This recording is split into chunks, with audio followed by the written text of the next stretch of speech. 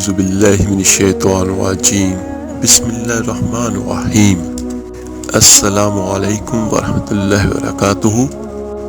میرے عزیز بھائیو بہنوں اور بچوں، آج میں آپ کے لیے ایک بہت خوبصورت اور بہت ہی زیادہ مجرب، آزمودہ اور نایاب وظیفہ لے کر آپ کی خدمت میں حاضر ہوں۔ میرے عزیزوں، چاہے جیسی بھی مشکلات ہوں، چاہے وہ گھریلو ہوں، چاہے وہ شادی کی ہو، چاہے وہ کاروبار کی ہو، بزنس کی ہو، چاہے کوئی دشمن آپ کو اتنا تنگ کرتا ہو کہ آپ کی راتوں کی نیند اڑ گئی ہو، اور کسی بھی قسم کے شیطانی اثرات کے لیے اور لا علاج بیماریاں ہیں جن سے انسان مایوس ہو چکا ہو، ان سب پریشانیوں مشکلاتوں سے بچنے کے لیے بہت ہی اعلیٰ اور بہترین وظیفہ یہ آج والا جو میں آپ کو بیان کروں گا، یہ وظیفہ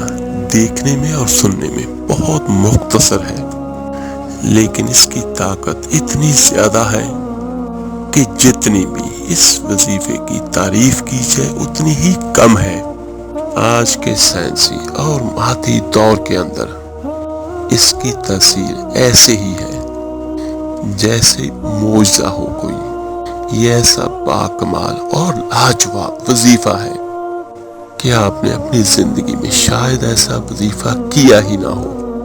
اتنا مؤثر اور طاقتور ہے، آپ کر کے دیکھیے گا، آپ کی پریشانیاں ہر قسم کی، آپ کی الجھنیں، آپ کی تکلیفیں، آپ کے مصائب اللہ کے حکم سے دور ہو جائیں گے۔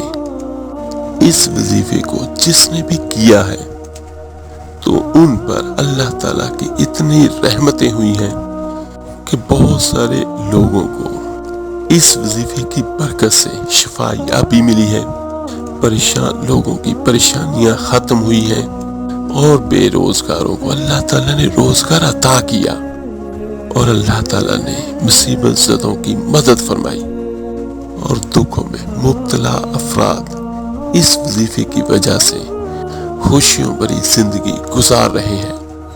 میرے عزیزوں، جن گھروں کے اندر لڑائی جھگڑے اور فسادات ہر وقت بڑھتی رہتی ہیں، لڑائی جھگڑے ہوتے ہیں، تو انشاءاللہ تعالیٰ اس وظیفے کی برکت سے ان گھروں کے اندر سکون ہوگا اور امن کی فضا قائم ہوگی۔ یہ وظیفہ ان لوگوں کے لیے بھی ہے جو بہت قرضے تلے دبے ہوئے ہیں اور قرضہ واپس لوٹانے کی ہمت نہیں، اور وہ چاہتے ہیں کہ میرا قرضہ واپس ہو جائے اور اللہ تعالیٰ مجھے قرض سے نجات دے، تو ان کے لیے خزانہ غیب سے اللہ تعالیٰ مدد فرمائے گا۔ اور یہ وظیفہ مبارکہ قرآن کریم اور حدیث مبارکہ کی روشنی میں میں آپ کو پیش کروں گا۔ اس وظیفے کی اتنی برکات ہیں کہ شادی میں حائل ہر طرح کی رکاوٹیں انشاءاللہ جڑ سے ختم ہو جائیں گی۔ ہر طرح کے کالے جادو، چاہے وہ جتنا مرضی بڑا سفلی عمل ہو، اور دیگر شیطانی اثرات سے بھی جو پہاڑ کھڑے ہوئے ہیں آپ کے سامنے، تو انشاءاللہ تعالیٰ وہ اس وظیفے کی برکت سے پاش ہو جائیں گے۔ یہ ایسا شاندار وظیفہ ہے جس کے کرنے سے صرف ایک پریشانی یا ایک کام نہیں، ہزاروں کام آپ کے انجام پائیں گے انشاءاللہ۔ یہ ایسا وظیفہ اور مبارک عمل ہے جو قرآن میں ہے، اور اس عمل کی کتابیں بھری پڑی ہیں، اور بزرگان دین نے اور بہت سارے اللہ والوں نے اس عمل کو کیا ہے، اور جس نے بھی اس عمل کو کیا ہے اللہ تعالیٰ نے اس کی دل کی مراد کو پورا فرمایا ہے۔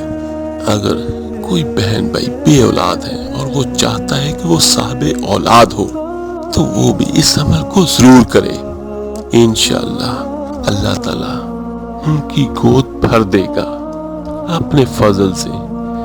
لیکن ایک بات یاد رکھیے گا کہ بات یقین کی ہے، یقین کامل کی ہے۔ اگر میرے بھائیوں آپ کو یقین نہیں تو چاہے بندہ اللہ کے گھر کے سامنے پہنچ جائے اور رحمت کے پنالے کے نیچے بیٹھ کر دعا مانگے، اور اگر اس کا اللہ کی ذات پر یقین ہی نہیں ہے یا اس کے یقین میں کچھ کمی ہے، تو پھر اس کی دعا میں کوئی اثر نہیں ہوگا۔ اس کی دعا ضرور قبول ہوگی جو اللہ تعالیٰ کی ذات پر کامل یقین رکھتا ہو اور اللہ کے کلام پر یقین ہو، اور آقا کریم صلی اللہ علیہ وآلہ وسلم کے فرمان پر جس کا یقین کامل ہوگا، تو انشاءاللہ تعالیٰ اس کی خالی جھولیاں ضرور بھریں گی۔ قرآن مجید میں ایک مقام پر نہیں، بہت سارے مقامات پر اللہ تعالیٰ نے اس کو ذکر فرمایا ہے۔ ہمارے آقا دو جہاں صلی اللہ علیہ وآلہ وسلم نے اپنے اصحاب کو اور اپنی آل کو یہ وظیفہ کب فرمایا اور کس وقت عطا فرمایا، اور اسے کس طرح پڑھنا چاہیے، یہ میں آپ کو بیان کرتا ہوں۔ لیکن اس سے پہلے اس کے تھوڑے سے پس منظر میں چلتے ہیں کہ آقا کریم صلی اللہ علیہ وآلہ وسلم نے یہ والا عمل اور وظیفہ کب اپنے اصحاب اور اپنی آل کو عطا فرمایا۔ اس کا پس منظر غزوہ خندق، سورہ احزاب پارہ نمبر 21 اور سورہ احزاب کی پہلی آیات میں اللہ تعالیٰ نے غزوہ خندق کا واقعہ بیان کیا ہے۔ غزوہ خندق سن 5 ہجری میں پیش آیا۔ جس وقت یہ واقعہ پیش آیا تو حالات کیا تھے، میں مختصر طور پر اس کا ذکر کرتا ہوں۔ امام ابن حشام نے اسے لکھا ہے کہ غزوۃ الاحزاب شوال 5 ہجری میں رونما ہوا۔ بنو نذیر کے جو افراد جلا وطن ہو کر خیبر جا رہے تھے، انہوں نے مکہ میں جا کر قریش کو مسلمانوں کے خلاف لڑنے پر ابھارا، اور ان کے علاوہ دیگر قبائل یعنی مشرکین مکہ اور بہت سارے قبائل کو بھی اپنے ساتھ ملا لیا۔ غرض قریش، یہود اور دیگر قبائل عرب یہ سب 12,000 کے قریب لشکر لے کر مدینہ کی طرف روانہ ہوئے۔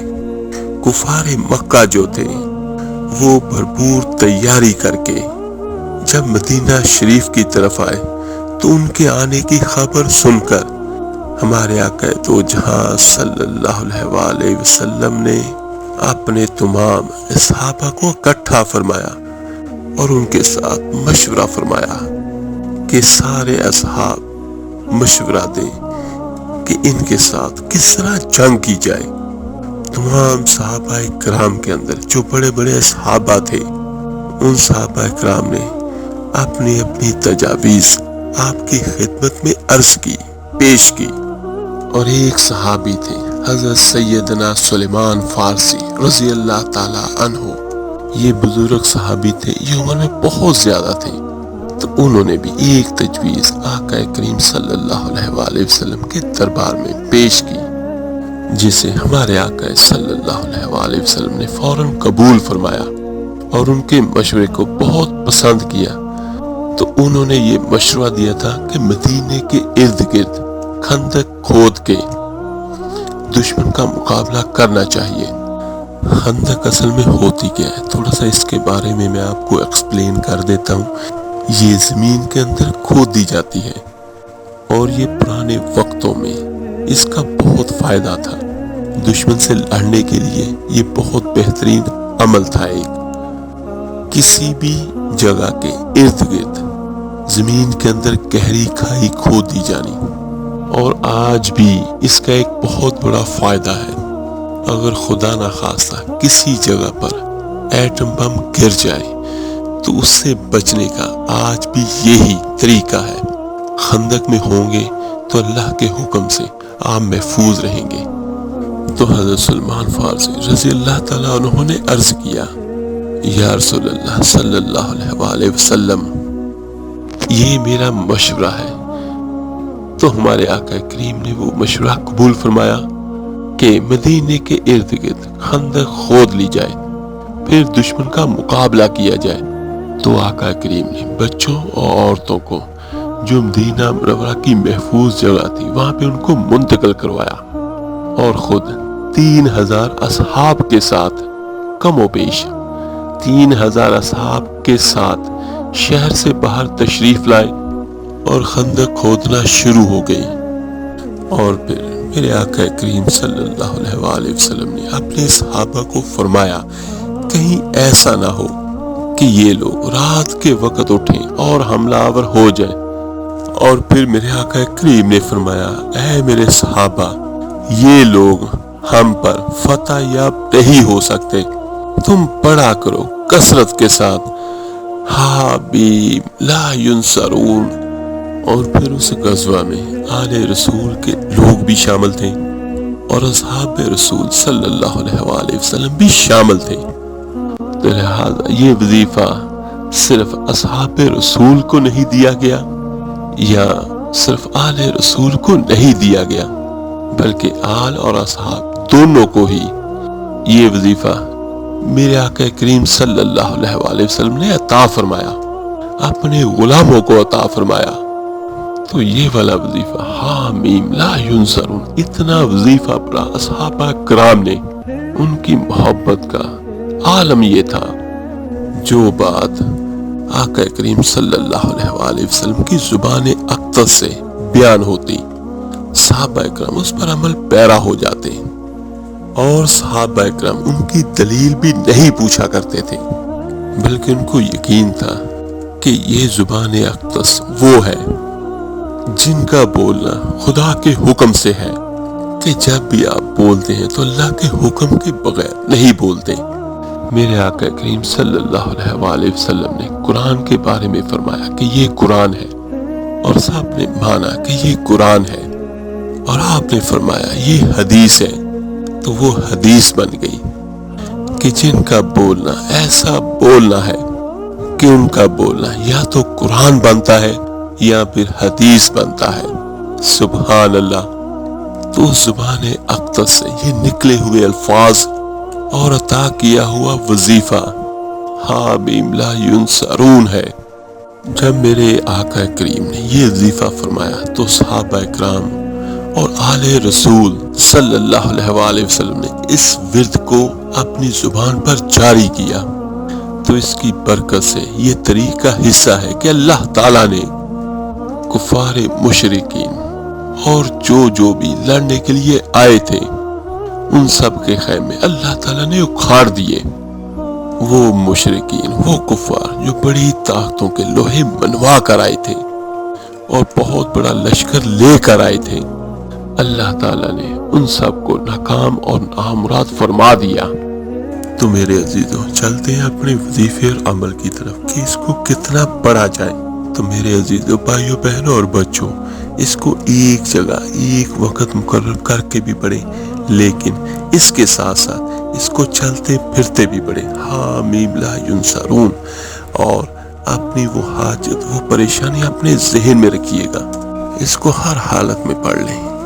اصل میں بہت ساری چیزیں ایسی ہوتی ہیں جن کو زیادہ پڑھنا زیادہ فائدہ دیتا ہے، تو یہ بہت بڑے الفاظ نہیں ہیں، چھوٹے سے الفاظ ہیں، ان کو باوضو پڑھ لیں، بغیر وضو کے پڑھ لیں، اور ایک جگہ اور ایک وقت مقرر کر کے بھی پڑھ لیں، اور جب تک آپ کا کام نہیں ہو جاتا اس کو لگاتار پڑھتے رہیں۔ اور اگر جب آپ اس کو ایک جگہ اور ایک وقت پڑھیں گے تو کوشش کیجیے گا کہ 313 مرتبہ پڑھ لیں، تو انشاءاللہ تعالیٰ یہ فتح کا عدد ہے، تو آپ کے ہر کام میں اللہ تعالیٰ کی مدد ہوگی۔ اور یہ آج والا وظیفہ ان وظائف میں شامل ہے جو ایک وظیفہ ہزاروں کاموں کے لیے ہے۔ اگر کسی کی اولاد نہیں، دشمن کا خوف ہے، رزق کی تنگی کا خوف ہے، کوئی بھی مشکل ہے، کوئی بھی پریشانی ہے، رشتہ نہیں ہو رہا یا کوئی رکاوٹ ہے، تو یہ والا وظیفہ اس رکاوٹ کو بھی ختم کرے گا اور آپ کا اچھی جگہ پر رشتہ بھی کرے گا، اور آپ کو اللہ تعالیٰ اپنے خزانوں سے اولاد بھی عطا فرمائے گا، مال و دولت اور رزق بھی عطا فرمائے گا، اور اللہ تعالیٰ کی مدد آپ کے ساتھ ہوگی، آپ کی ہر مشکل، ہر پریشانی کو اللہ تعالیٰ ختم کر دے گا۔